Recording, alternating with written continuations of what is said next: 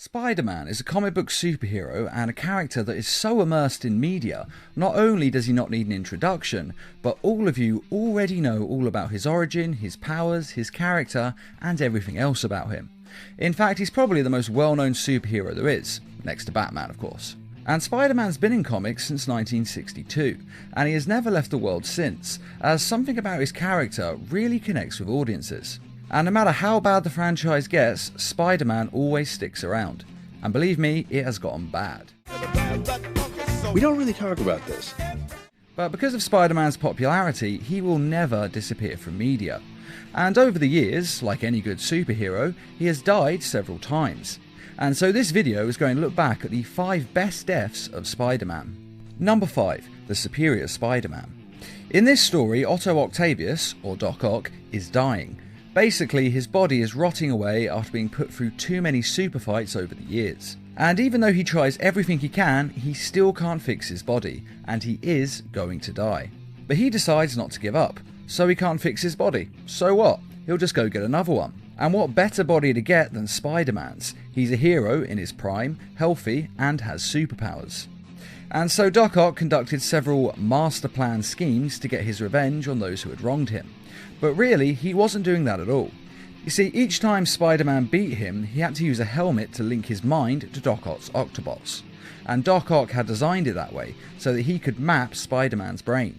And then Doc Ock switches his mind with Peter Parker's, and takes over his body, and Peter Parker dies inside Doc Ock's body. It's an incredibly dark death, and a lot of fans, myself included, didn't like seeing Peter Parker go out this way.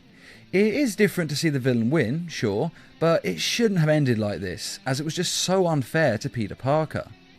And though Peter tried to switch back minds, he couldn't. He died before he got the chance. But right at the end, Peter wasn't angry about this. Instead, he shared his memories and experiences with Doc Ock, and he taught him how he became a hero, and more importantly, why he became a hero, and why he kept it up. And he told Doc Ock to use his body to become a better hero than Spider-Man ever was. And since Doc Ock can feel Spider-Man's life as though it's his own, he agrees. And so he becomes the Superior Spider-Man. Number 4. The Edge of Time. The video game, Spider-Man Edge of Time, was a sequel to the Spider-Man Shattered Dimensions game, and it had quite a good story that focuses on the future Spider-Man of 2099 and the present day Spider-Man. And the game opens with the death of Spider-Man at the hands of Anti-Venom, the Eddie Brock version. Now, when a story starts with the death of the hero, we all know that they're not actually going to die. It's just there to create a sense of drama, and we all know that the hero will find a way to survive. And add to that the fact that this game is all about time travel, and we all know he wasn't going to die, or at least he was going to go back in time and stop this from happening. But in actual fact, Spider-Man did die. The game follows through on the beginning, and has him unable to avoid his fate and die. Now, this would have been quite impressive, if not for the fact that he is then taken to the future, and the future medical tech is able to bring him back to life. Some might say it's a bit of a cop-out, but I actually think it's kind of impressive that they had him die in the first place, and not just go back in time and change it with the time machine. Yes, going forwards in time isn't much better, but it is a little better. And the best bit about this death is that Spider-Man knows he is going to die, and yet he still goes into the fight anyway, because it's the right thing to do, and heroes do what is right no matter the situation or the risks involved. And this really shows us Spider-Man's character and his unwavering morals of doing what is right, even if he has to sacrifice himself in the process. Number 3. The Spider-Verse. The original Spider-Man in this universe is the one that we're most familiar with. Bitten by a spider, his Uncle Ben died, and he became one of the greatest heroes in the world. We all know the story.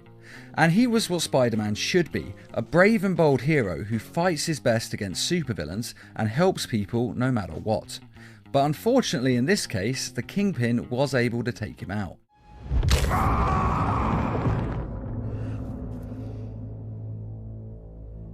Get rid of the body. Now, he only appears briefly in this film, but he makes a great impact, especially on Miles Morales. Because Miles only becomes a hero because Spider-Man is gone and the void needs to be filled. And though other Spider-Men from other universes helped train him, I honestly think the one who had the most influence on his life was the one who died, as he showed him what it meant to be a hero, what you had to give and the risks involved. And without him dying, then Miles would have never become Spider-Man, as it's not the life that he wanted. So basically, Peter Parker has become Miles Morales' Uncle Ben, as beforehand Miles didn't want to be a hero, but after the death of Peter Parker, he realises that he has to become a hero. With great power comes great responsibility. So it's a slightly different take on a very familiar story. Which is also why this death works so well, because if it was any other superhero, this wouldn't work. If it was a hero we didn't know who just dies in the first 5 minutes of the film, no one would really care. But thanks to all the Spider-Man movies, comics and video games, everyone on the planet is familiar with his character, to the point where newer films, such as the Marvel ones, don't even bother telling his origin story, because we all know it at this point. And it's because of this that we can really feel his death in our hearts, even though he's barely in the film. Number 2. The Snap. When talking about the death of Spider-Man, Thanos' finger snap has to be mentioned. One of the best superhero movies ever made that sees Spider-Man teaming up with a host of other heroes. He travels with Iron Man and Doctor Strange into deep space, and finally to an alien world, where he teams up with even more heroes to fight Thanos en masse. And it's a great sequence to watch, and must have cost millions to make. And Spider-Man is actually incredibly helpful in this fight, saving lives and even going so far as to be the one who almost gets the gauntlet off of Thanos. I got it!